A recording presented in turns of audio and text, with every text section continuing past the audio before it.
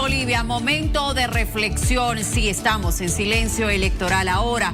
Es tarea de cada uno de los ciudadanos bolivianos en nuestro país y en el exterior de pensar, de decidir, de tomar una determinación por quién usted va a votar.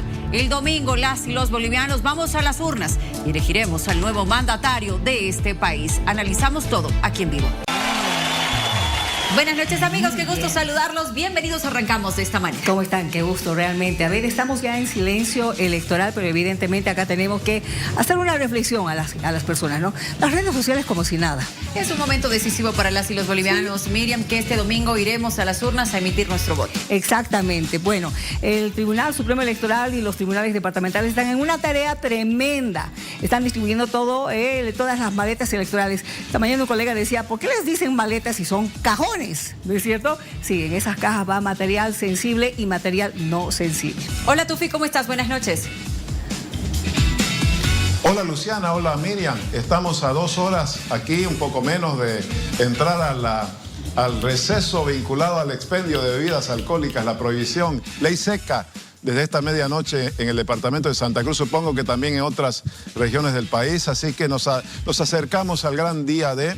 Por supuesto, como ustedes mencionaban, un silencio electoral un poco frágil, sobre todo en las redes sociales, y alguien que también ha seguido haciendo campaña, en este caso por el voto nulo, que no debería ocurrir en estas circunstancias. Así que ojalá que el Tribunal Supremo Electoral reflexione también constantemente, aunque lamentablemente hay personas indisciplinadas que siguen haciendo campaña, ¿no? Lo has mencionado muy bien, Tufi, el auto de buen gobierno que rige ya en diferentes regiones o a partir de las 0 horas de este viernes, según las determinaciones de las gobernaciones que están emitiendo esto de manera regional. Es por eso que en varias ciudades hay mucho movimiento ahora, porque como dice Tufi, faltan 2 horas para la medianoche, están aprovechando de tratar de moverse un poco, porque a partir de mañana ya no se puede uno ni siquiera reunir en grandes cantidades. No se puede portar armas, sí. No reuniones masivas, no y por bebidas. supuesto no se puede ni vender ni consumir. Exactamente, así estamos. Tufi.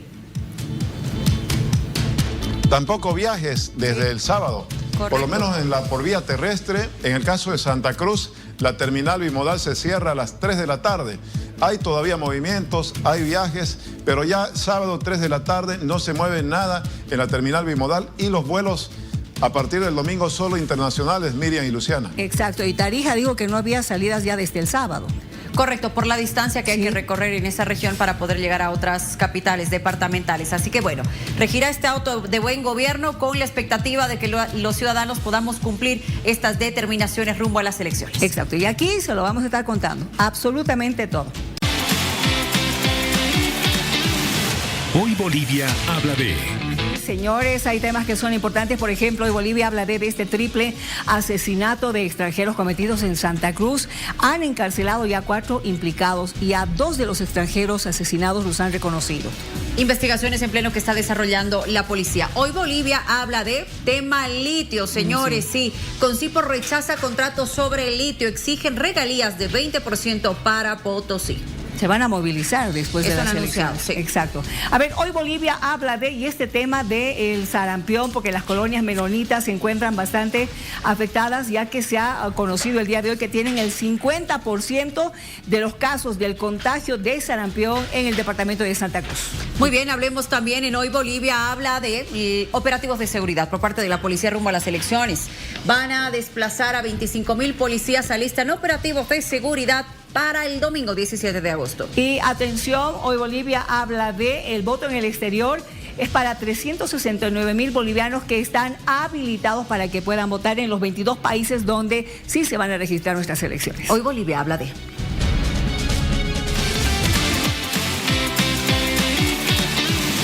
Hoy Bolivia habla de... Y justamente hablando de las elecciones generales en nuestro país, le voy a hacer la siguiente consulta en redes sociales. Conoce a todos los candidatos de su circunscripción. Atención, sí, no. ¿Cuál es la respuesta o la votación que tenemos hasta ahora en nuestras redes sociales? 12% de la población dice sí, los conozco. Y un 88% dice la verdad, no los conozco. ¿Qué estará pasando ahí? Esto definitivamente es preocupante. Lo analicemos.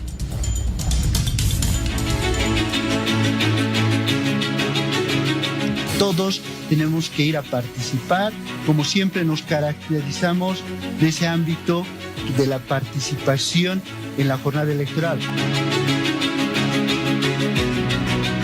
18 a 69 años sí están obligados a ir a emitir su voto. Todas las personas mayores de 70 años no están obligados a ir a sufragar. El único documento válido para emitir tu voto es la cédula de identidad, incluso las cédulas caducas hasta 1 año. Entonces hemos decidido ampliar nuestros servicios, vamos a estar hasta las 6 de la tarde y bueno, los últimos días si vemos la necesidad de que se tenga que quedarse hasta que la última persona tenga su cédula, lo vamos a hacer. Tenemos aproximadamente 38.000 efectivos de la policía boliviana. La policía en lo que se refiere a dar el resguardo y la seguridad en la producción de material para la votación.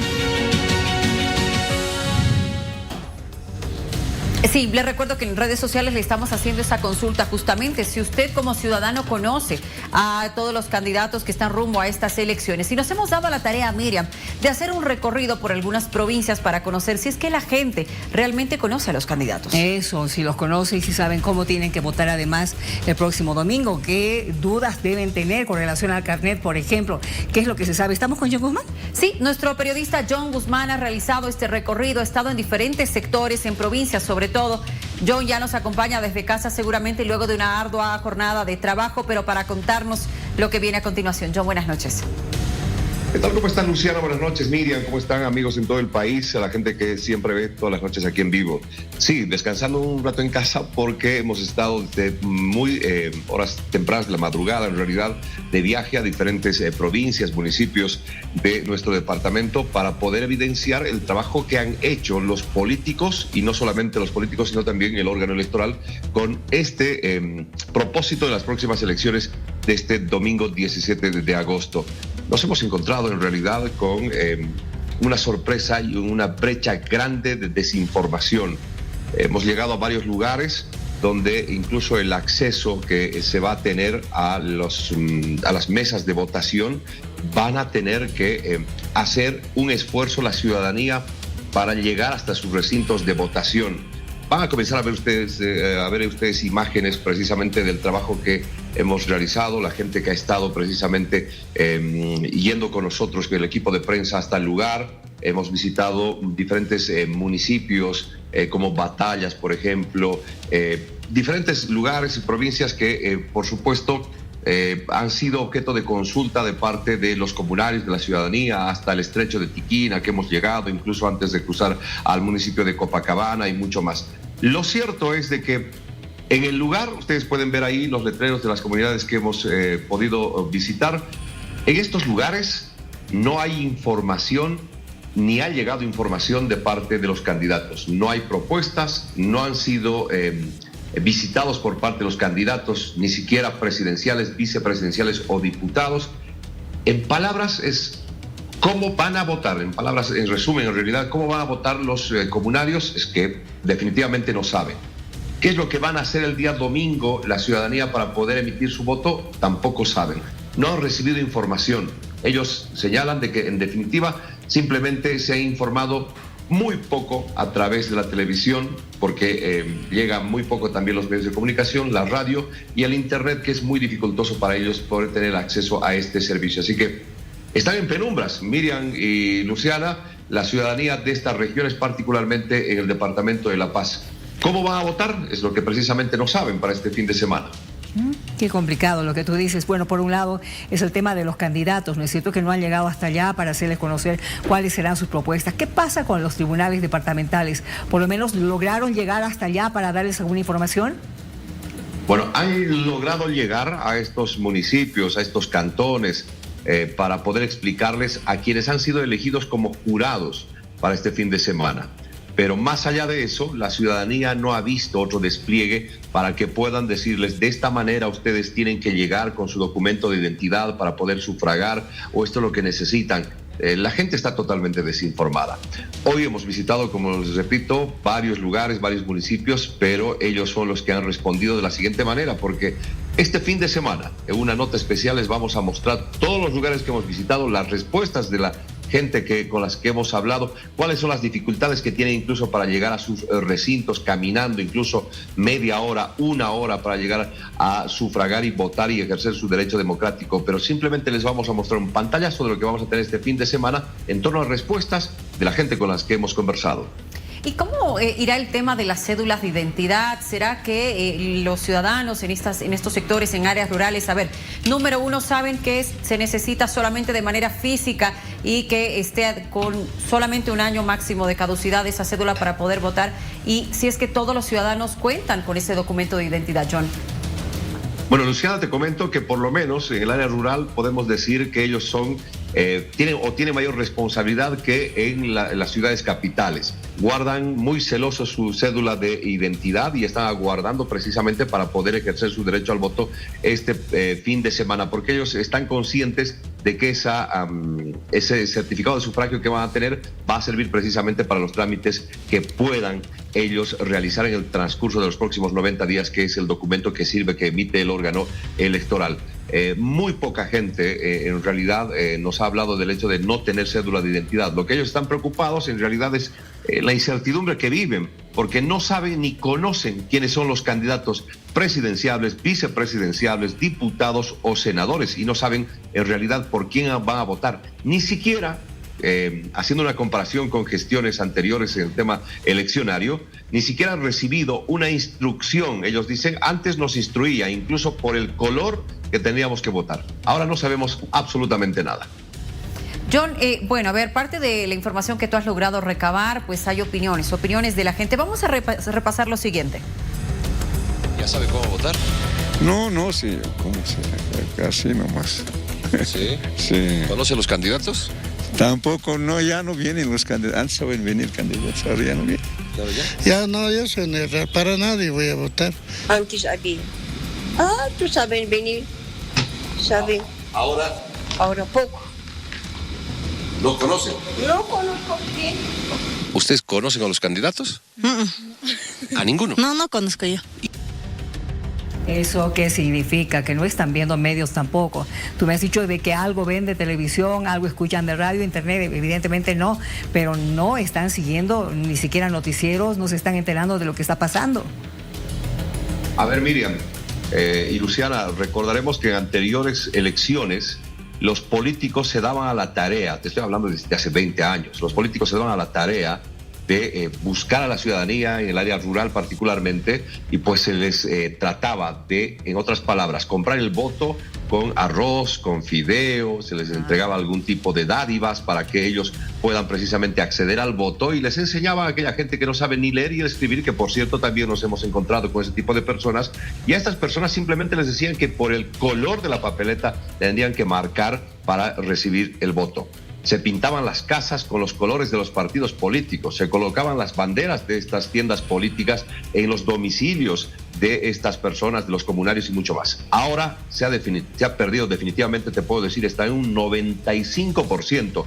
Hay muy poco de lo que hemos visto que pueda existir una papeleta o un panfleto o un afiche que pueda estar pegado en casas, domicilios particulares. No hay ni siquiera esa información por parte de los políticos. ¿Por qué? Porque definitivamente no han llegado y se han decidido centrarse en una campaña política a través de las redes sociales o también de los medios convencionales. Medios convencionales como la radio y televisión, que tampoco tienen acceso a los comunarios, por lo menos te estoy hablando en las provincias del departamento de La Paz, y cómo estarán el resto de las provincias en los otros departamentos del país. Lo cierto es que el Internet también tiene la dificultad de muy poco acceso, es por eso que tú acabas de escuchar. Hay definitivamente falta de información para saber por quién hay que votar.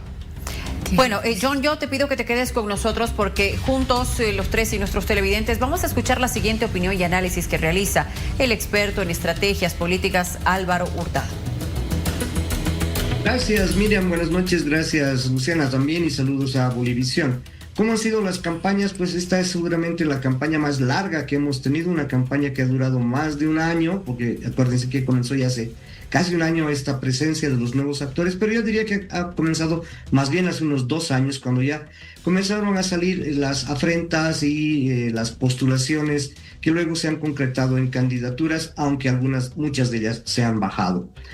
Otra de las características de esta campaña, que no es tan reciente, es que ha cosechado lo que ha sembrado. Quiero decir que se ha caracterizado en todo el proceso por un ambiente de crisis, ha manejado la crisis económica exacerbada, ha tensionado las relaciones ideológicas, las rupturas ideológicas, y claro, comenzó sembrando unidad, por lo menos en el discurso, pero terminó cosechando rupturas. Comenzó proponiendo algunas ideas, terminó simplemente haciendo eslogan. Esta apelación general que ha tenido la campaña ha sido a lo emocional extremo, porque en la mayor parte de los momentos hemos visto más bien la generación de miedos y no la generación de esperanzas. Clic famoso con los jóvenes no ha sido, o con quienes comienzan a votar, no ha sido fuerte, precisamente porque las estrategias lo que han provocado es desencanto e incertidumbre. Pero también se dice que hay un gran voto, o un voto oculto, o un voto útil, o un voto inútil, o un voto que no conoce o que no reconoce los programas y la forma de gobierno que se podría tener.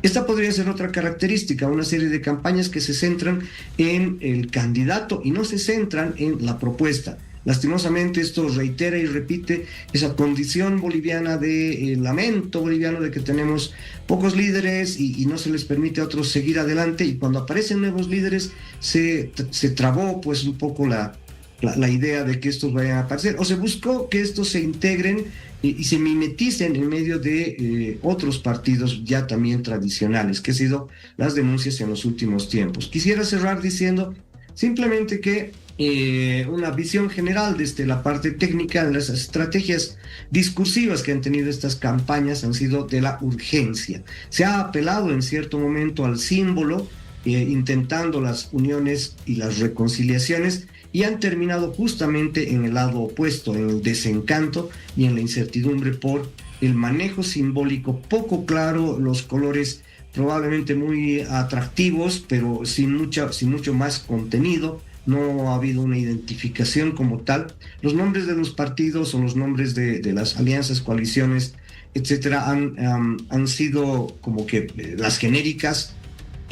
Sea así, hay que destacar que evidentemente ha habido una palabra que ha sido machacada, decimos que ha sido insistentemente posicionada, y parecería ser esa la idea, ¿no? Posicionar un insulto, posicionar una figura y no posicionar una propuesta. Eso genera incertidumbre. Cerraría diciendo esto, que las estrategias territoriales también han dividido a este país entre urbano y rural. Se dice que hay poca información en el área rural, pero también se maneja la idea de que en el área rural debe ser orgánico, un término que está haciendo daño al país, que por lo orgánico no se deja pensar a las poblaciones, a los pobladores, y justamente al no hacer esto se genera esta incertidumbre. ¿Cómo voy yo a lograr que la gente participe si es que le obligo a votar por uno u otro candidato en algún momento, apelando a esta idea de lo orgánico?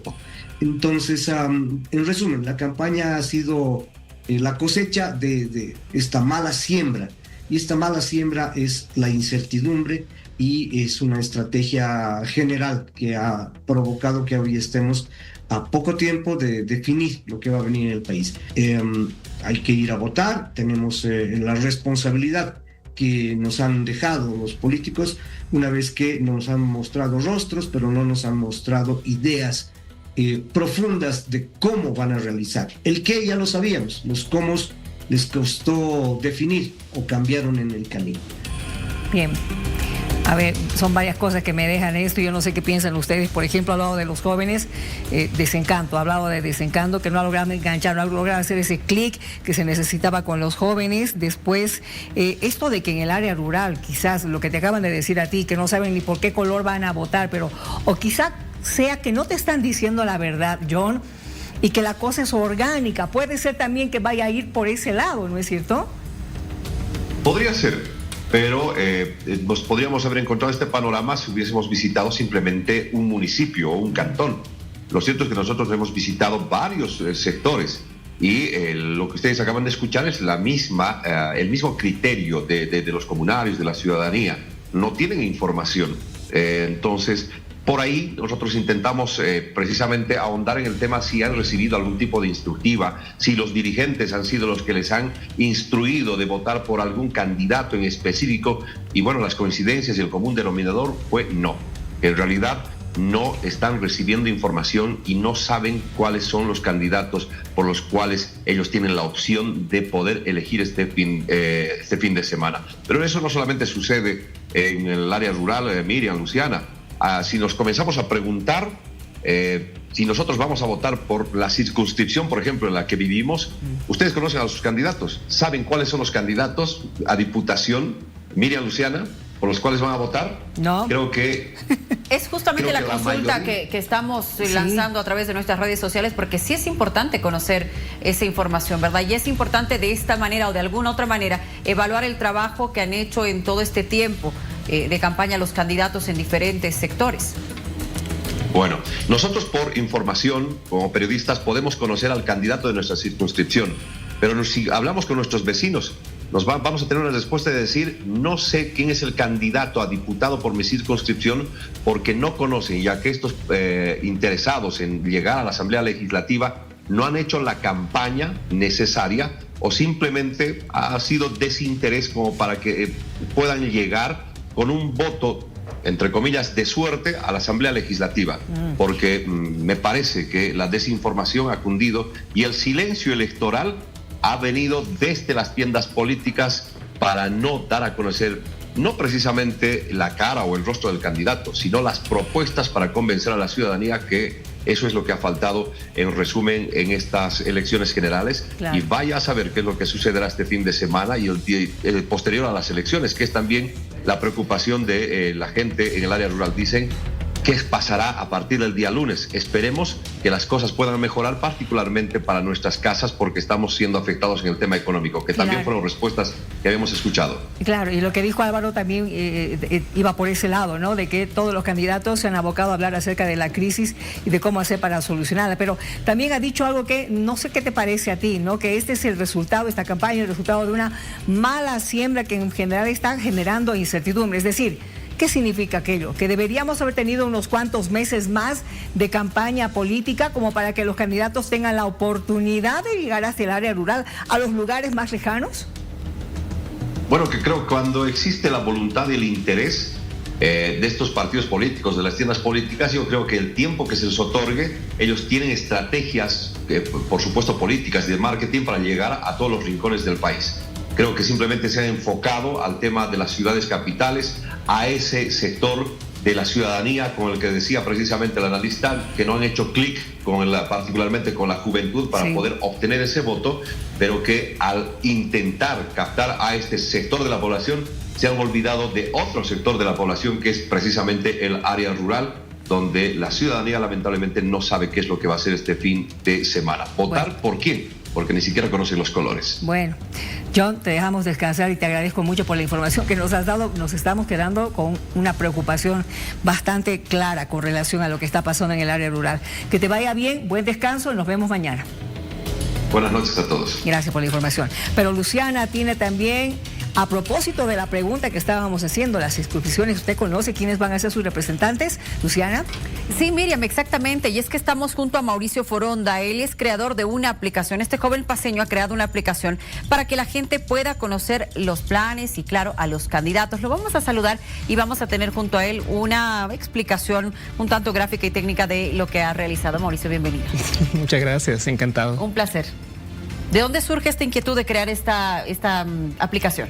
Bueno, es una aplicación para que la gente pueda navegar su circunscripción, para que pueda encontrarla. Hay mucha gente que no conoce este tema y que pueda conocer quiénes son los candidatos por los cuales va a tener que votar el día domingo. Sí. ¿De dónde surge? Bueno, surge porque Yo siempre estoy trabajando con datos de Bolivia, con datos electorales, con datos económicos, y ya tenía muchos datos de candidatos, y el día sábado veo mucha gente preguntando por este tema y se me ocurre de que es algo necesario y algo que puedo improvisar, algo que puedo implementar fácilmente. ¿Ha sido complejo crear la aplicación? No ha sido complejo. ¿Con toda la información disponible? La clave es tener la información a la mano. Eso es lo importante. El órgano electoral en realidad podría hacer mucho más fáciles las cosas si es que publicara todos esos datos de una manera que sea reutilizable, de una manera que no esté, digamos, encapsulada dentro de un documento PDF, sino que pueda servir a personas creativas, investigadores, personas con voluntad para poder crear cosas nuevas como esta aplicación que he hecho. Mira, Mauricio, nosotros estábamos conversando hace instantes con nuestro periodista que, te cuento, ha hecho un recorrido por áreas rurales, consultando a las personas si conocen a los candidatos, si conocen las propuestas, y nos hemos encontrado ahí con algunas incógnitas y signos de interrogante. Hemos hecho también un sondeo y una consulta en zonas urbanas. Te voy a mostrar lo siguiente y en breve te pido tu opinión. Adelante.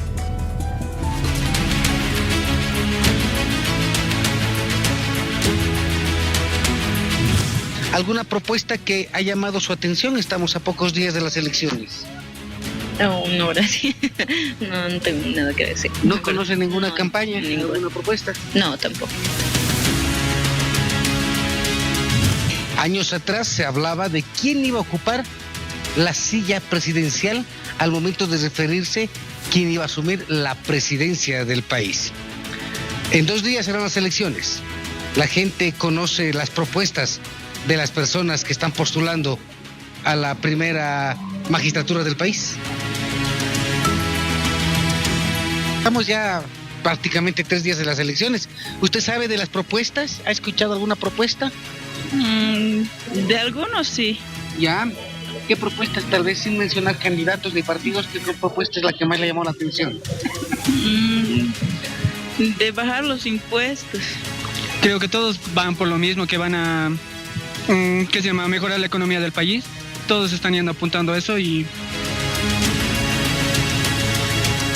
La verdad es que no escucho mucho porque la verdad pienso que cada uno de los partidos, la mayoría que se está postulando, han tenido su oportunidad y ninguno ha sabido desempeñarse bien cuando ha tenido oportunidad. Entonces, para nosotros los jóvenes creo que sería bueno orientarnos en nuevos postulantes, ver sus propuestas y demás. ¿O la propuesta que le llama la atención? De cuidar el medio ambiente. ¿Esta propuesta le llama la atención? Sí, de cuidar más el medio ambiente, los bosques y eso. Domingo 17 de agosto, día de elecciones generales. La gente va a emitir su voto para elegir un presidente, con su fórmula un senador y al mismo tiempo un diputado por circunscripción. Estos candidatos que acompañan a la fórmula del postulante a presidente serán conocidos por la población, tomando en cuenta que nos faltan poco más de 2 días para el día D. ¿Usted conoce al candidato para ser diputado por su circunscripción? No lo conozco. ¿No conoce? Todavía no. Al candidato por senador, por lo menos que vaya por departamento, ¿conoce candidatos que estén llenos de senadores? Tampoco no. ¿Conoce al diputado por su circunscripción? No. Conoce. La verdad no. ¿No conoce? Okay. Candidatos para senadores por departamento, ¿conoce quién va de senadores para La Paz? Ahí sí informado, se han informado también, ¿no? ¿Y conoce usted quién va de diputado por su circunscripción? No. ¿No conoce? ¿Y conoce quién va de senadores por departamento? ¿Quiénes van a representarnos en el Senado, por lo menos en La Paz? No. Mauricio, varias respuestas con el no. Viste que la gente no conoce de repente en áreas urbanas es más generalizado el tema de los candidatos presidenciales, pero circunscripciones, diputados, asambleístas, senadores. Bastante preocupante. Sí. Bastante preocupante. Y no solamente que la gente no conoce, sino que ni siquiera nosotros, yo como experto, digamos, puedo decirte a cabalidad cuál es la lista completa, porque no está todavía publicada. Exacto, recién el sábado la vamos a conocer. Es preocupante. Pero con tu aplicación se puede facilitar en algo este camino, ¿cierto? Claro que sí. A ver, mostranos un poco. Bueno, primero, las personas pueden ingresar poniendo este enlace que es bit.ly/uninominales. Muy bien. Y una vez que hacen eso, van a ingresar a esta aplicación. ¿Me lo reiteras? Sí, aquí está en pantalla, bit.ly/uninominales. /uninominales, muy bien. Así es. Sí. Muy bien. Y la única cosa que tienen que poner acá es ubicación. Puedes dar tu ubicación de manera automática, que generalmente es mucho más confiable cuando estás con un dispositivo móvil, pero en una computadora acá como de escritorio, quizás es más cómodo simplemente manejar el mapa, ¿no? Entonces, por ejemplo, acá nos vamos... A ver, si te pide la ubicación es por un fin, ¿verdad? Porque hay mucha gente que es un poco recelosa de esos datos, ¿verdad? Con el tema del nombre, cédula, por favor, también que mucha gente lo cuida, y también con el tema de la ubicación. En esta aplicación se la solicita para poder darte la información. En realidad yo no registro nada de esto, a mí no me interesa, yo quisiera que esto sea completamente privado, pero para poder consultar esta información es necesario saber primero cuál es tu circunscripción, ¿no? Y tener una idea también de la calle, y para eso consulto dos servicios. Consulto en primer lugar el servicio de geoelectoral, que es el servicio del servidor geográfico del órgano electoral, es la data oficial, ¿no? Y por otro lado consulto el OpenStreetMap, que me da un poco la dirección para tener un poco de contexto, para que la gente tenga confianza de que está seleccionando el punto correcto, ¿no? Entonces la ubicación simplemente sirve para eso, para ubicar dónde estás y consultar la data exacta. Entonces sería lo ideal que con nuestro dispositivo móvil habilitemos o abramos la aplicación desde casa. Sí. Para que nos salga la información. Exactamente, desde donde está registrado en el padrón electoral. Eso es lo importante. Una vez que ya tienes seleccionada la ubicación manual o automáticamente, lo que deberías ver es primero cuál es la calle donde está, las coordenadas para poder quizás corroborar si quieres poner esa información, no sé, en Google Maps, si no confías, pero principalmente la circunscripción.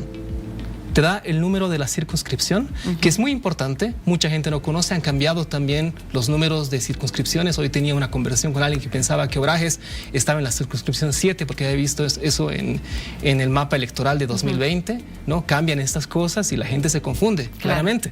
Entonces acá tienes clarísimo, ¿no? Estamos ahorita, por ejemplo, circunscripción 8. Muy bien. Y más abajo acá lo que ves es la lista de candidatos. Y es la lista de candidatos completa para todos los asambleístas. En primer lugar, los uninominales, porque es de quienes tenemos más dudas. Exacto. Y es la segunda decisión clave que tenemos que tomar el día domingo. Porque son los que aparecen en la papeleta, ¿verdad? Así es. ¿No? Y aquí tenemos todos, para todos los partidos. ¿Y qué información tenemos para esta gente? ¿No? En primer lugar está la información que publican en las listas de del órgano electoral que fueron publicadas hace más o menos un mes, que es información de género, de edad, de nombre, el orden, si es titular o si es suplente. Pero además de eso, he incluido información que creo que puede ser muy interesante para ayudar a la gente un poco a dar contexto, quiénes son realmente esas personas, ¿no? Entonces tengo información, por ejemplo, sobre si participó en las elecciones en 2014, en 2019, ¿no? ¿Para qué participó? Si es que participó para senador, para diputado, si fue funcionario público en los últimos 3, 4 años, información bastante interesante, y si es que fue militante y de qué partido, si está registrado en este momento en el órgano electoral, en el padrón como militante. Tengo toda esa información para todos los candidatos en todas las circunscripciones del país.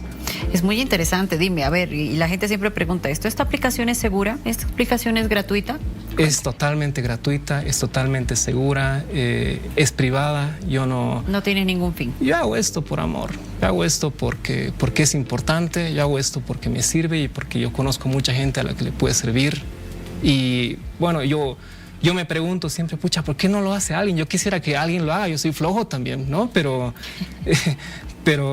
a veces hay que hacer las cosas uno y, pucha, uno puede lograrlo y simplemente es porque creo que es necesario. Y no estás intentando acercarte al órgano electoral de repente para tener, como tú decías al inicio de esta entrevista, mayor soporte en información o de repente hacer algo en conjunto para que la población lo tenga ahí a la mano. Me encantaría, pero sabes, yo soy un poco tímido y también yo creo que es un poco engorroso, como que también tenemos nuestros prejuicios, ¿verdad? De cuál es, digamos, el tipo de relación, comunicación que uno tiene con el Estado, ¿no? Con las entidades de gobierno. Entonces uno dice, bueno, si puedo yo programarla, ¿no? Porque tengo la información, porque tengo el código, tengo el conocimiento y tengo ya mis redes, ¿no? Quizás simplemente puedo hacerlo y ya, ¿no? Hacerlo y ya. Y a mí me encanta eso porque una vez que lo haces y está público, la gente puede beneficiarse de eso y no necesitas permiso de nadie. Claro. ¿No? A mí me encanta eso. Dime, ¿ya hay muchas personas que han descargado la aplicación? Bueno, en realidad es una aplicación web. que puedes verla desde el escritorio, desde el móvil, entonces no necesitas descargar realmente nada. Tal? Bien. Y yo creo que sí, como te digo, yo creo en la privacidad de la gente. Yo no tengo idea cuánta gente la ha visto, ¿no? Ustedes son el mayor indicador de que en realidad esto está teniendo un poco de alcance. Y yo estoy feliz con eso. Ni siquiera tengo que mostrar un indicador de impacto, digamos. ¿Cuánto tiempo te ha tomado hacerla? Mira, que yo he trabajado esto de manera abierta y pública, que a mí me encanta eso, ¿no? Entonces yo una primera versión, que era muchísimo más fea que esta, por cierto, yo la tenía lista en como media hora, una hora, sin las imágenes, sin los colores, sin nada. Es que la clave es la información. Si no tienes la información, exacto. Una vez que tienes la información, uno ya puede como dar color a las cosas, uno puede imaginar qué más hacer, ¿verdad? La clave y luego ya la has pintado un poquito. Entonces. Claro que sí. Una vez que ya la tenía y eran así simplemente estos cuadrados, pero sin mucha gracia, ¿no? Veía, bueno, pero pucha, quizás la gente no recuerda los nombres completos de las alianzas y los partidos, porque, bueno, ¿quién tiene esa memoria, verdad? Quizás necesitas ver, no sé, la cara del candidato presidencial para poder ubicarte, quizás el color, ¿no? Quizás un poco más la maquetación, como diferentes cosas. ¿Qué debería capturar primero tu atención y en qué orden? ¿Verdad? Preguntas básicas de diseño y sentido común, ¿no? Y poco a poco, ¿no? Paso a paso, te digo, en el lapso de 12 horas más o menos, yo creo que ya se veía más o menos así, bastante utilizable y bonito. ¿Me repites la dirección web? bit.ly/uninominales. Así es. Me la aprendí, me la anoté porque la voy a descargar.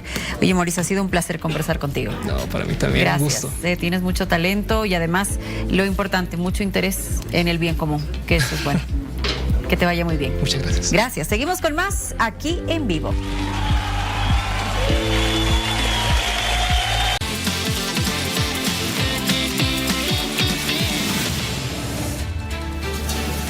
Bien, en el transcurso de esta tarde han aprendido en Cochabamba al exministro de Medio Ambiente, Alan Lisperrier. Lo han trasladado ya hasta la ciudad de La Paz, lo han llevado directamente a la Fuerza Especial de Lucha contra el Crimen. Donato Espinosa está justamente, Donato Hanover está ya para darnos toda la información con relación a cuál va a ser la situación del exministro, Donato. Noche llegó aquí a las instalaciones desde la ciudad de Cochabamba.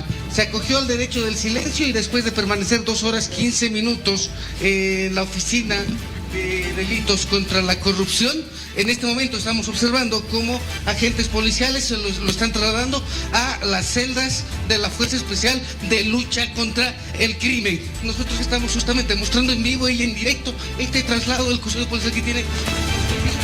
Ministro, ¿alguna cosa que te ha dirigido, por favor? Una cosa. Ya. En todo caso, se ha ratificado su abstención a la declaración, se ha acogido al derecho del silencio. La policía ha mantenido, por lo menos, nos ha mantenido en esta distancia y quiero que observes, Miriam, esto más, se ha cerrado la cortina desde acá para poder enfocar justamente las celdas. Acaban de cerrar la cortina, la policía lo ha introducido a la unidad de la sección celdas. Esta noche el exministro de Medio Ambiente y Agua permanecerá acá. Va a pasar la noche en las celdas policiales.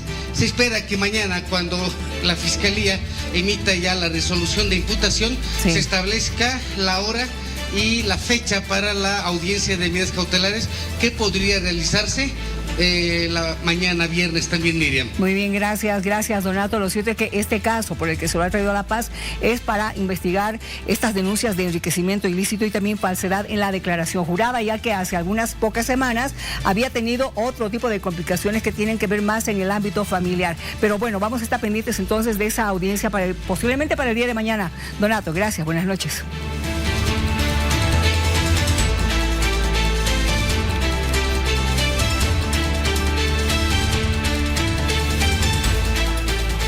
Sí, yo sé que usted está esperando todos los jueves, como siempre, hablar de estos fenómenos paranormales. Hablábamos del sueño, hemos hablado de psicofonías, hemos hablado de otras entidades que pueden estar presentes o poseer algunos objetos.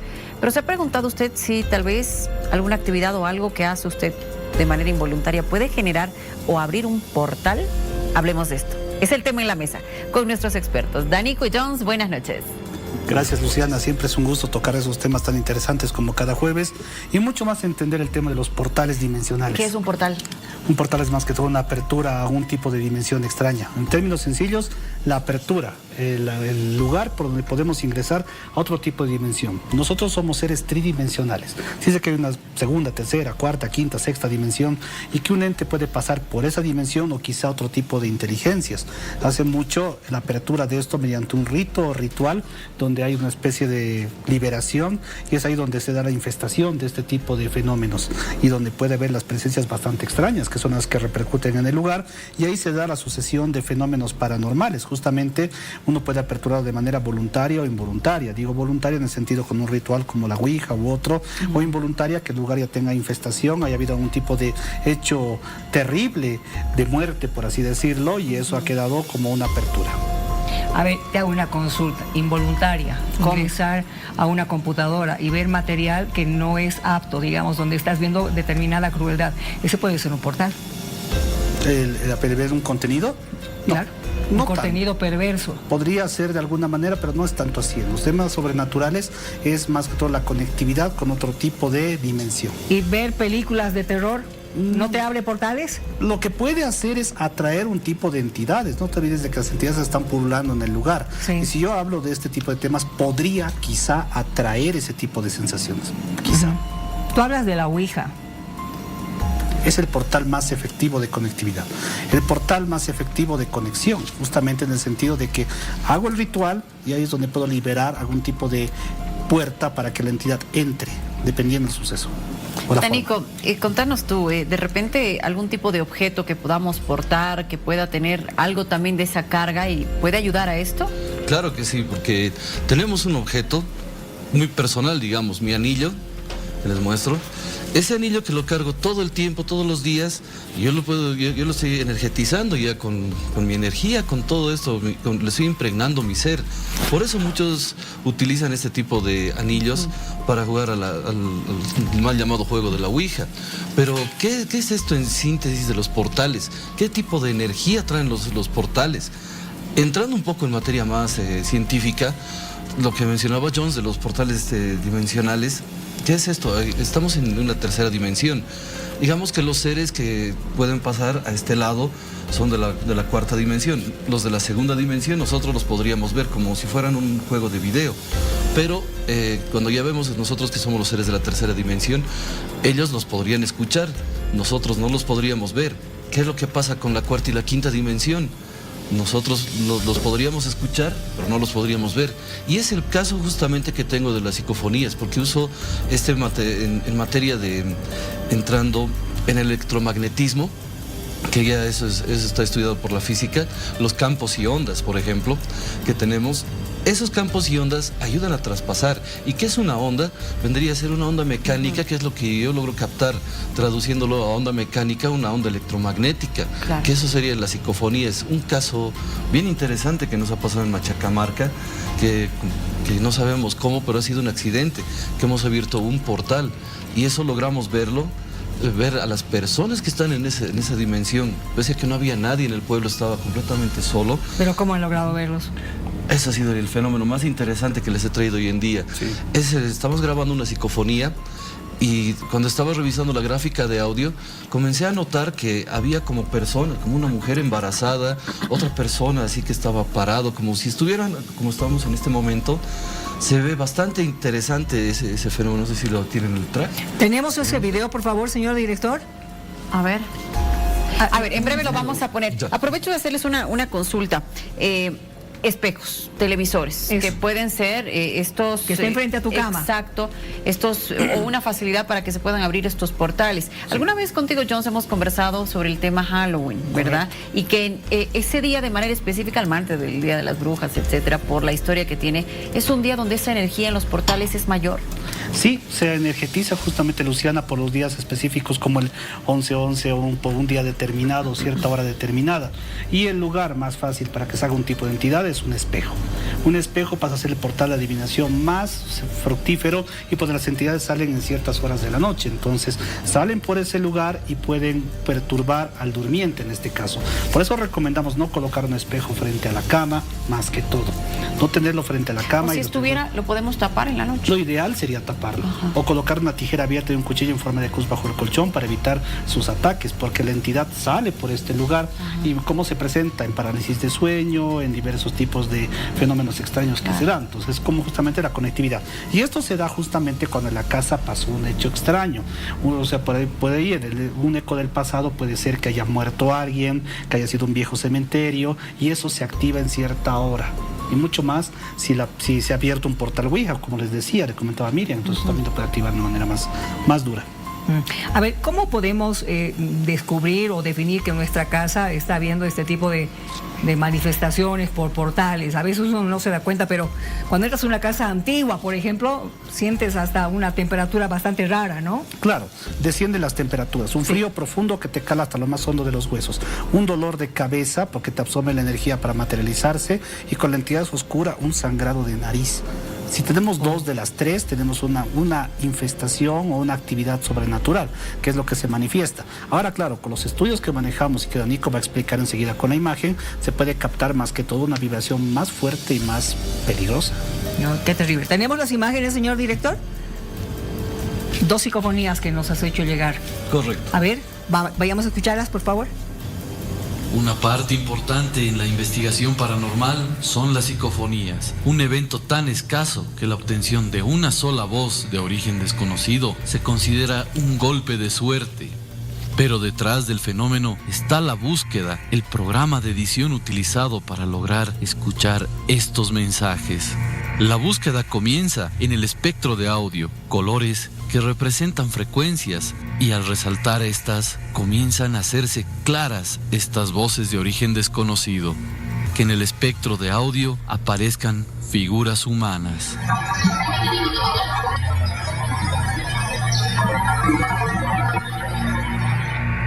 Es por esta razón que nos enorgullecemos en presentar una nueva evidencia y un nuevo fenómeno más escaso que las psicofonías a consideración del mundo.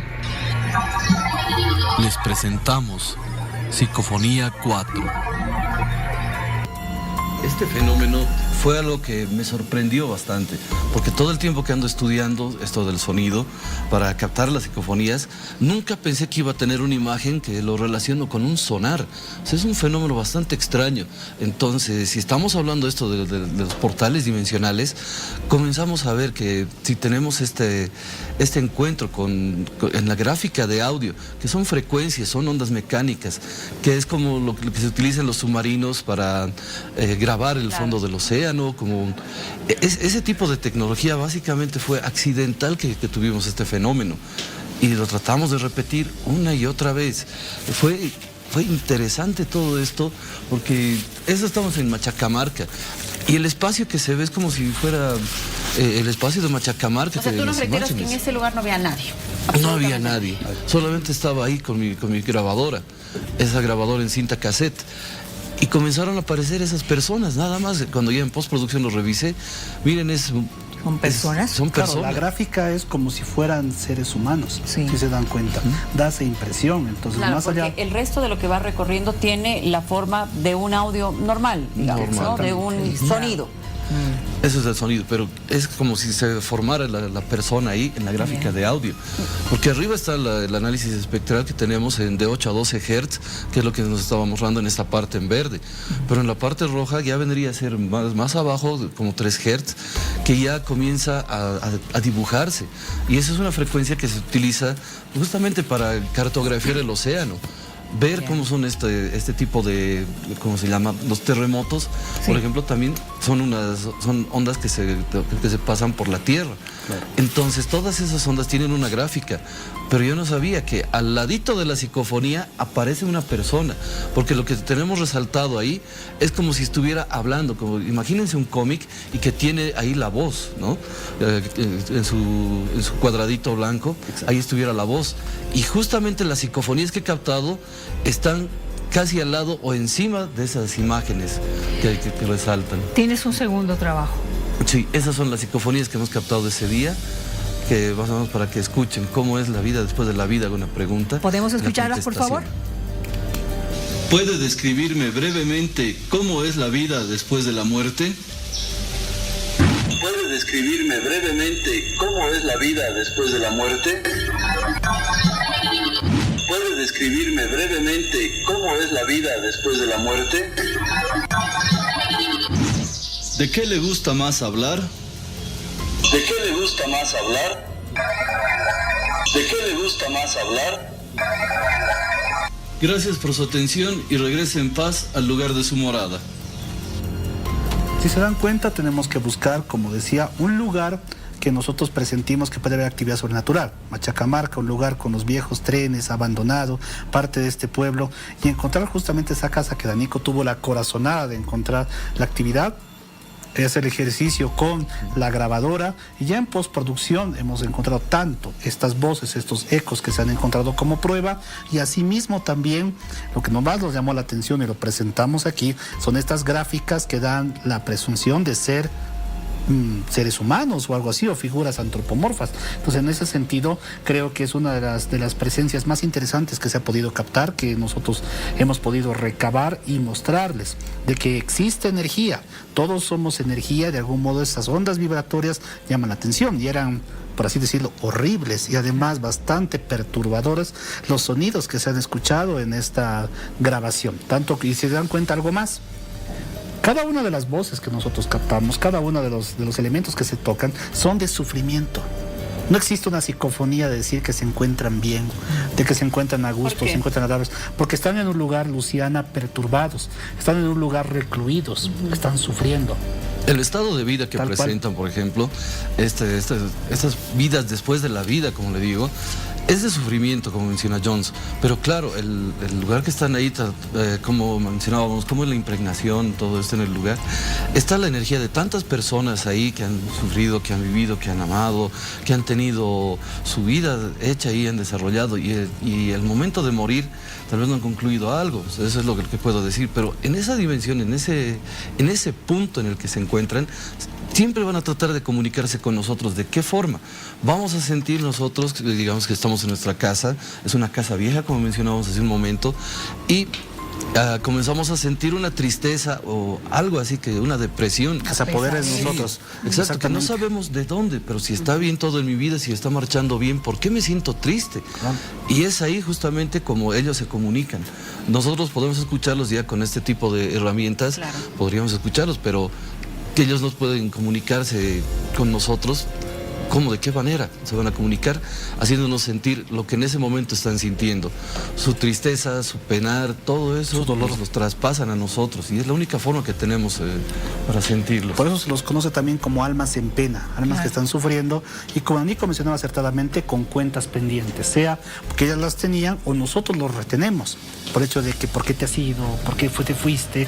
Quiero que te quedes. O sea, la suerte de egoísmo que sentimos, duelo, ¿no? De que no se vayan, entonces ahí donde los retenemos, y por la tristeza de no abandonarnos, no se van. Por eso están penando. Jones, ¿qué no tenemos que hacer para evitar este tipo de cosas? Dejarlos ir. ¿Cómo dejarlos ir? O sea, decirles que ya cumplió su ciclo. Si son familiares, por ejemplo, cumplió su ciclo, debes irte de acá, ya no perteneces aquí. Ahora, en el caso de una investigación como esta, hay que hacer un ritual especial de despacho, no es simple, porque hay mucha serie de entidades que están pululando ahí y están sufriendo, y esa gama de energía es la que se siente. Por eso, como Nico mencionaba, sentimos tristeza. Si en mi casa, quizá hablemos de eso en otro tema, porque hay actividad sobrenatural, creo que siento una tristeza increíble, una tristeza tan apesadumbradora que me perturba, me pone mal, quiero llorar. Entonces es muy diferente también a ese tipo de ecos que se manifiestan y te pone de una manera tan mal que puede enfermarte, puede debilitarte. Entonces mucha gente siente eso, y es por eso que se sienten que les va mal o que ocurre algo, porque todos somos energía, y esa energía se queda de alguna manera con nosotros en esa conectividad. Ahora, y retornando, y creo que va también la consulta ahí de Miriam, el tema de los amuletos, talismanes, espejos, televisores, ¿cómo evitamos o qué consejo le podemos dar a la gente en casa para evitar poder ser foco de un portal? Es interesante esto, porque nosotros vemos esto que es un anillo común o es un talismán común. Nosotros somos los que les damos el poder a este tipo de cosas. Si digamos, un talismán, el efecto que tiene es psicológico, yo lo veo más que todo, porque para protegerse de las personas solamente tener una oración, una actitud sincera, agarrar y si tenemos estas personas en nuestras casas, siempre decimos, no, es una entidad maligna. Depende de qué está pasando, de la sensación que tenemos. Lo confundimos con maligno, esa depresión que nos da, que nos está haciendo. Entonces, la mejor forma de protegerse es aceptando que si tenemos estas presencias de nuestra casa, no son malas. No nos tenemos que agobiar con eso. Y un talismán también pueden tener algún amuleto o alguna medallita que le hagan bendecir de acuerdo a su religión. Claro. Y Palo eso santo. Sirve el palo santo, sirve la medalla de San Benito o un anillo de plata. Eso ayuda. Todo factor que yo le tenga fe va a ayudarme. Todo lo que tenga fe. Danico dijo eso. Y lo reitero, somos energía. Si yo digo de que este anillo que está portando me va a traer buena suerte, va a traerme buena suerte. Yo siempre he recomendado usar a San Benito. Por lo menos yo que sigo la religión católica, lo recomiendo y lo uso para las investigaciones porque protege contra todo tipo de entidades oscuras. Recomiendo también utilizarlo si usted cree en esta religión. Si no la cree, pues no va a servir de nada porque nosotros le damos ese portal de conexión. Ayuda mucho más que el palo santo que aleja que acaba de decir algo bien importante. Nosotros le damos esa fuerza, ese poder, ¿no? Si yo digo me va a ir mal, me va a ir mal. Si digo me van a embrujar, me van a embrujar. Claro. Todo va con el tema del positivismo o lo que yo piense. Es el principal portal, la sensación. Hasta la ropa que te pones a veces. Dices, no, con esto me va mal. Mi camisa de la suerte. Sí, exacto. Y polera de la suerte. Exacto. La chaqueta de los jueves. Sí, ¿no? Haremos un paréntesis, por favor. Enseguida vamos a tener algunas consultas más para que podamos conversar con ustedes, pero lo tenemos ya a nuestro compañero Tufí Are con la actividad empresarial. Por favor, me confirman aquello para que podamos escucharlo. ¿Cómo estás? El nuevo directorio de ANAPO, tengo entendido. ¿Cómo estás, Tufí? Hola Miriam, efectivamente estamos aquí en vivo con el nuevo presidente de la Asociación Nacional de Productores de Oleaginosas, Armando Nogales, acaba de ser posesionado, es un importantísimo sector en Santa Cruz productivo, producen soya, las oleaginosas, y está aquí con nosotros, joven dirigente. Armando, ¿cómo le va? Acaba de asumir esta noche un desafío interesante, dirigir todo lo que significa la producción a los productores de oleaginosas. ¿Cuántos son? Tufí, muy buenas noches, un gusto saludar a la audiencia. Abraham Nogales, presidente de ANAPO. Nosotros en ANAPO aglutinamos a más de 14.000 productores de todas las escalas y bueno, estamos expectantes de lo que viene a ser la política futuro y con nuestra agenda productiva que venimos trabajando. Esta posesión significa la sucesión institucional que venimos trabajando ya en ANAPO hace varias gestiones. ¿Cuál ha sido el sello del mensaje de esta noche suyo, considerando que es un sector tan importante que ha sido golpeado un poco por todo lo que implica la falta de combustibles? ¿Cómo ve el horizonte? ¿Qué es lo que ha anunciado esta noche en su mensaje principalmente? Bueno, inicialmente tenemos la agenda productiva que engloba el tema de la seguridad jurídica, apertura a biotecnología, exportaciones, diésel, pero sobre todo, Tufí, es la voluntad política que puedan tener con nosotros y que puedan ellos entender que el sector productivo tiene una importancia fundamental en la recuperación económica del país. El tema de la biotecnología, ustedes han venido marcando esa demanda. ¿Cómo lo ve? Se han hecho ofertas, promesas electorales que apuntan a esa posibilidad de liberar la biotecnología, los transgénicos sobre todo. Bueno, sí, tuvimos un foro en la CAO, escuchamos con buenos oídos la propuesta de diferentes candidatos que asistieron, en la que reconocieron la importancia del sector productivo y que efectivamente hubiera una apertura a la biotecnología que nos va a hacer más competitivos, nos va a hacer más eficientes y todos los agricultores en todas las escalas pueden tener mejores ingresos y mejores condiciones. ¿Cómo está funcionando el tema ya de la campaña de este año? ¿Se ve una mejor perspectiva o cómo están? Bueno, por ahora estamos con la campaña de invierno avanzada, más avanzada en el este, que ya cosechamos trigo. En el norte estamos todavía sembrando algo de soya. Hubieron un poco de contratiempos con la sequía, pero creo que en general marcha bien. Todavía con las demoras del diésel, que oportunamente fuera mejor que lo tengamos más fluido, pero hacemos lo que se puede. La liberación de las exportaciones también ya algo se levantó el tema. Sí, un poco tarde, pero creo que se nota el reconocimiento hacia el sector y la importancia de que tengamos exportaciones de grano. Nosotros pedimos exportación irrestricta pero creo que se va a llegar a mejorar. Hay mejores perspectivas y creo que los candidatos han abierto los oídos a que el sector productivo necesita mejores conexiones. Armando Nogales, dirigente joven, 43 años por ahí. 44. 44, primera experiencia en la dirigencia. Bueno, yo vengo originalmente de una familia ganadera, estuve en el Fegabeni y en Anapo hace varios años. He llevado varias gestiones, pero sí, al mando de una institución tan importante como Anapo es la primera vez. Claro que sí. ¿Quiénes lo acompañan en el directorio? Si nos puede mencionar algunos. Bueno, mi vicepresidente se llama Gary Farel. Como tesorero tenemos a la señora Xiomara Pichazo. Y bueno, hay diferentes otros miembros de las filiales que conforman Anapo. Entonces somos un equipo de 8 personas. Bueno, muchas gracias, que tenga éxito. Muchas gracias a usted. Gracias. Así hemos conversado con Armando Nogales, acaba de ser procesionado aquí como presidente de Anapo. Volvemos con ustedes, Miriam, Luciano. Gracias. Y lo que acaba de decir de que la campaña de invierno está bastante avanzada, creo que nos da un poco de tranquilidad, ¿no? Con relación a la producción en trigo, también en soya, porque hace algunos días se había dicho de que se había retrasado, pero bueno, lo que acaba de decir el nuevo presidente ya es importante. Gracias, Tufi.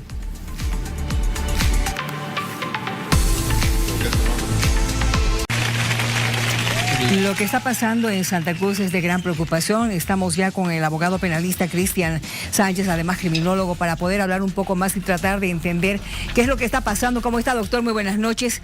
¿Qué es lo que está pasando en Santa Cruz, este triple crimen, estos 2 secuestros? Es decir, hay como pareciera una violencia desatada en estos días en Santa Cruz.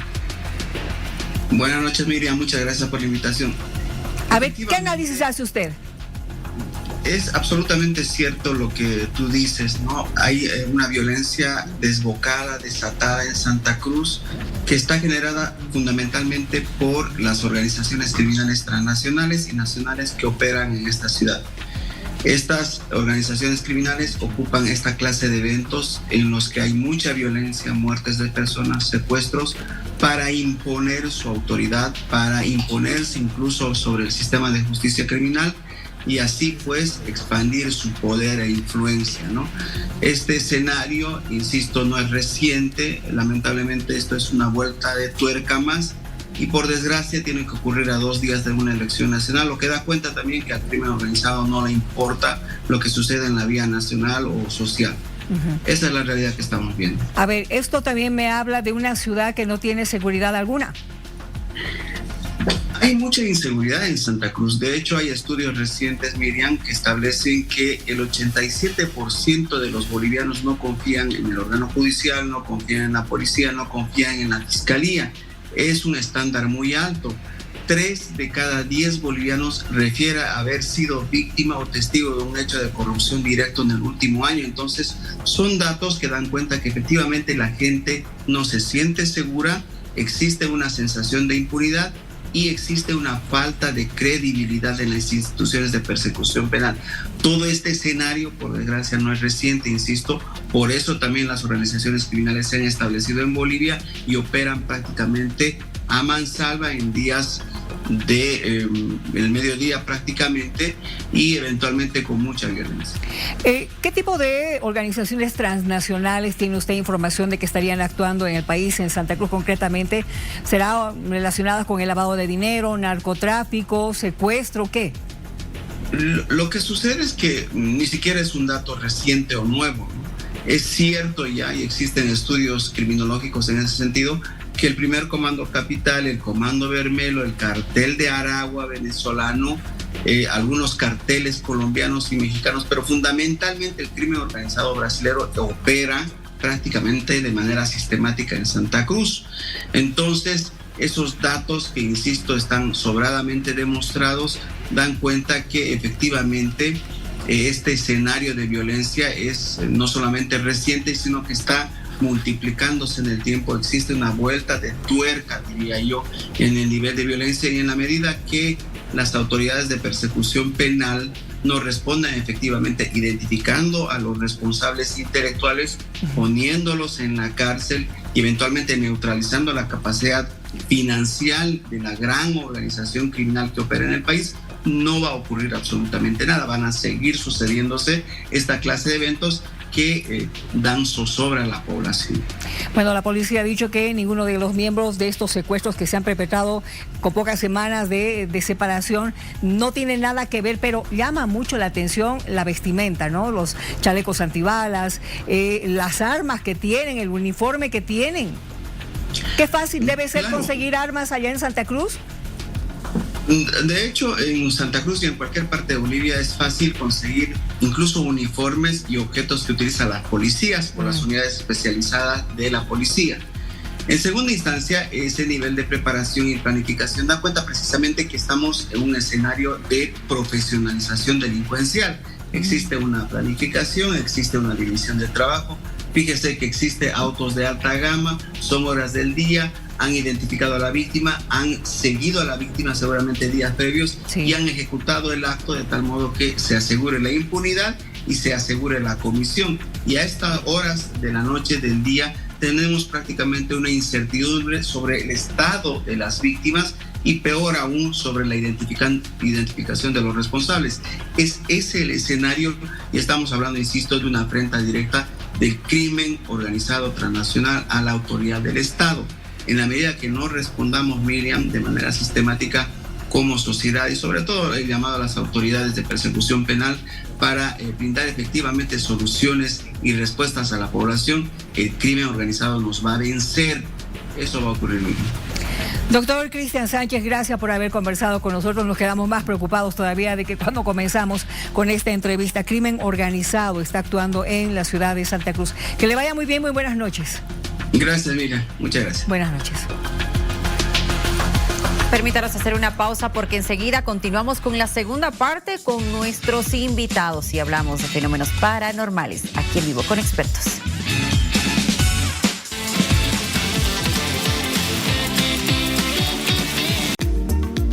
Volvemos a hablar con nuestros amigos, con Jones y con Danico, acerca de estas cosas raras que a veces pasan en la casa, cómo quitarle la energía a determinados objetos, amuletos, talismanes, para que pues a usted no le hagan daño. ¿Estoy hablando bien? Que no le hagan daño, que no sienta usted nada extraño. Tú has hablado acerca de tu anillo. En este anillo, evidentemente, uno pone su propia energía, ¿no es cierto? Pero cuando tú notas que hay algo que no tiene buena energía... Eso es lo interesante, ¿no? ¿Cómo notar que no tiene una buena energía? Exacto, te puede hacer daño, te puedes caer, no sé, alguna cosa pasa. Sí, la otra vez trajimos los objetos malditos, ¿no? Que los presentamos. ¿Y por qué eso también es una impregnación bastante fuerte que tienen esos objetos, que como le dice la gente comúnmente, que es un quencherío? Que esos son los objetos que tienen quencherío. ¿Por qué? Tengamos en cuenta que, como ya hemos visto en esa psicofonía que hemos mostrado en esa gráfica, cómo están las personas, pese a que no las veamos, pero hay algo, hay algunas entidades que están ahí, que si yo, digamos, alguien lo va a tener, como dice la tamborita morenada, mi plata otro se lo va a gastar y mis cosas otros los van a manejar. Entonces, si yo dejo mi anillo al momento de morir y alguien se lo lleva o lo venden, pero yo le tenía mucho cariño en vida, o mi anillo, voy a seguir seguramente yendo a buscar. Ese es el criterio que yo digo. No soy parcializado a las cosas materiales, pero sí, que si me gusta una cosa, por ejemplo, yo les digo, mi guitarra, si algún día la pierdo, cuando cese las funciones vitales, voy a seguir a todo lado con mi guitarra, voy a ir y me voy a quedar. Claro, es como que algo que se queda con tu vibración, con tu energía. Sí. Porque todos tenemos energía y se queda con algo nuestro. Por eso es que también cuando hacemos una investigación paranormal, siempre se recomienda no llevarse nada del lugar. ¿Cómo? Me repites. Por ejemplo, cuando vamos a una casa abandonada. No te levantes nada de ahí. Claro, no llevarte absolutamente nada de nada. Pero hay gente que se lleva que una piedrita, que un juguetito, que un recuerdito, que una vasijita. Y eso nos pasó una vez con las vasijas de Purapura. Siempre he recomendado en muchas oportunidades que no hay que tocar nada del lugar porque te llevas la carga vibratoria de estos seres.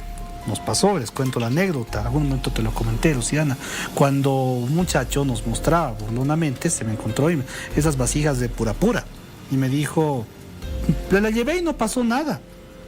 Y le digo, devuelve esa vasija donde estaba, no es su lugar, es peligroso, llevas la carga energética del lugar, porque en Purapura se hacían rituales y todo, en esa famosa casa del duende. Y me dijo, no pasa nada. Me entero que a las 2 semanas muere por un accidente de automóvil. Entonces es bastante duro lo que ocurre. Uno puede llevarse la carga vibratoria negativa de esas cosas. No es portar y llevarse nada. Si nosotros, explicaba a Nico en la primera parte del programa, nos llevamos esa sensación de dolor, de tristeza, de pesadumbres, imagínate llevarte algo que tenga esa carga energética. Hay gente que se lleva, imagínate llevarte un cráneo, llevarte un hueso. Basta que tengas la falangeta, la parte más pequeña del dedo, te llevas toda la carga energética de un ente. Entonces toda esa peligrosidad se da en esas vibraciones. Por eso los objetos malditos tienen acá su vibración cuando decimos el ejercicio con las barras, lo propio con todo lo que explicamos. Claro. Entonces nos damos cuenta de que somos energía y en los objetos también se pueden plasmar. Ahora, yo les tengo una pregunta y esto tiene que ver con lo que Miriam hace rato mencionaba, ¿verdad? El tema de las energías, televisores, cuando uno ve cierto contenido. En las películas, a ver, ya que mencionabas esto que ha sucedido con esta persona que murió a las 2 semanas, me parece que ha pasado en El Exorcista, en Poltergeist, y ahora último lo que veíamos, ¿verdad? Con el guardia de Annabelle. Correcto. Que han tenido sucesos así. Alguien de la producción, me parece que alguno de los actores también murió tiempo después de filmar este tipo de películas. Consideremos que lo de Poltergeist ha sido una grabación, pero con huesos reales, con cuerpos reales. En la escena justamente donde se derrumba la casa, recordando la película, los que han visto esa película, se ven cadáveres, eran cadáveres reales. Por eso también se dio todos los sucesos que se han dado en torno a esa película y la presunta maldición, las presuntas películas malditas, por así decirlo. Algunas basadas en hechos reales, otros con rituales, o también muchos dicen que al hacer este tipo de invocaciones podría generar la atracción de estos seres que pueden estar. No digo que con esto o ver terror o ver películas de terror vamos a inducir a un tipo de entidad desconocida. Porque hay mucha gente que le gusta. No, a mí por ejemplo me encanta. A mí también. Es una belleza. Entonces no por ver la gente que está viendo este programa va a decir, no, estamos viendo aquí en vivo y ahora nos va a aparecer, no sé, un chamuco, por así decirlo comúnmente. No va a pasar nada de eso, sino de que vamos a tener quizá algún tipo de vibración rara, porque es como que hablamos del tema, Eva el tema de otra vez del portal, hablo del tema y hay entidades que dicen, quieren ayuda. Eso va ligado con las psicofonías, buscan ayuda, buscan ser escuchados. Estoy acá. Es como un ente, es como, por así decirlo, que esté detrás de nosotros y que quiere hablarte, tocarte, decir estoy aquí, pero no te puede tocar. Es más o menos eso que pasa con este tipo de entidades. Entonces, que se quieren comunicar, porque buscan comunicación. Por eso es que Danico también ha catalogado a las entidades como energías conscientes, porque hay un feedback, hay una retroalimentación, porque le hace un cuestionamiento en su sesión de psicofonías, ustedes han visto muchas oportunidades, y hay una respuesta. Claro que no hay aparato fonador para tener un diálogo fluido, pero son esos monosílabos, esas palabras que permiten entender que algo pasa. Claro. Correcto. Tómate un sorbito de agua. Sí, me emociona hablar de estas cosas. Sí, es apasionante todo este tema porque, miren... Podemos hablar horas. Todo esto que mencionábamos de las casas, de cómo saber, es en todo lugar, les digo. Las psicofonías, todo... a los entes, apariciones, es en todo lado, no importa si el lugar es nuevo o es viejo, los entes están a nuestro alrededor, los tenemos en todo lado, porque también son personas que van, que están por todo lado, no es siempre que se quedan en un lugar, si se quedan en un lugar es porque ellos lo prefieren, pero igual, cuando hacemos este tipo de psicofonías, vienen, es como si vieran una especie de luz, y vienen ahí a pedir ayuda. No sé si se acuerdan esa película con Whoopi Goldberg, el fantasma que busca a su esposa, Ghost, correcto. Sí. Ghost. Básicamente es eso, se enteran, digamos, que pueden comunicarse con alguna persona y vienen. Por eso yo uso mucho este método de las psicofonías para buscar y hacer un rastreo de estas entidades conscientes. Aparte de, como se dice, hacer contacto y demostrar si hay o no del más allá, que estamos todavía en esa, que nos falta esa evidencia.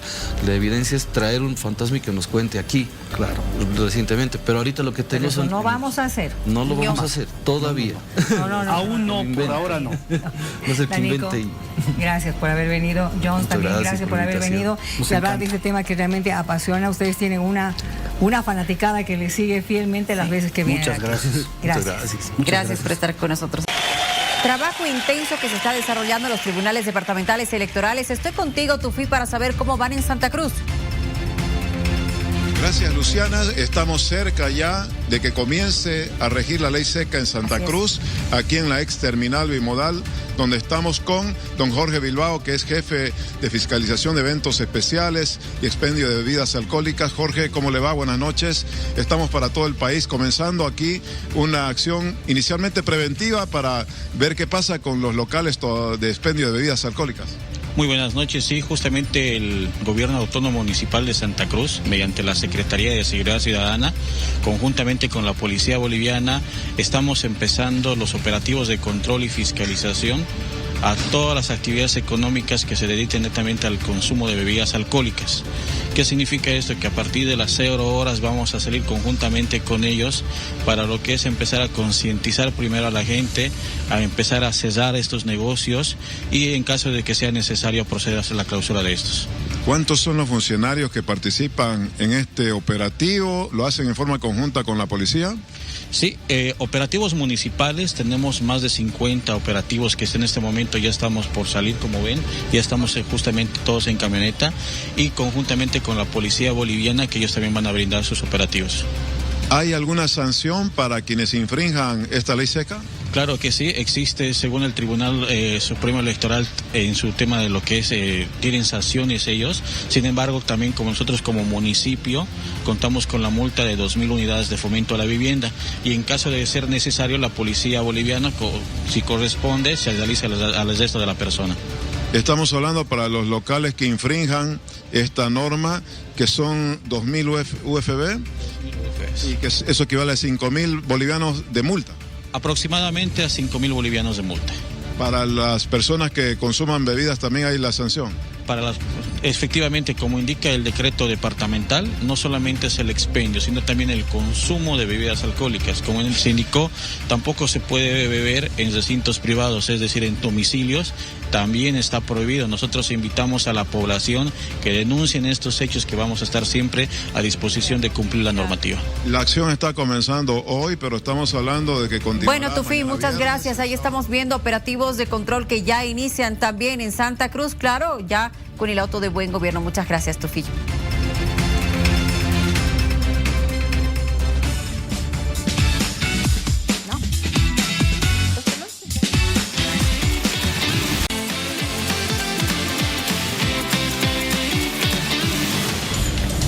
Conoce a todos los candidatos de su circunscripción. La pregunta en redes sociales: ¿cómo terminó nuestra consulta?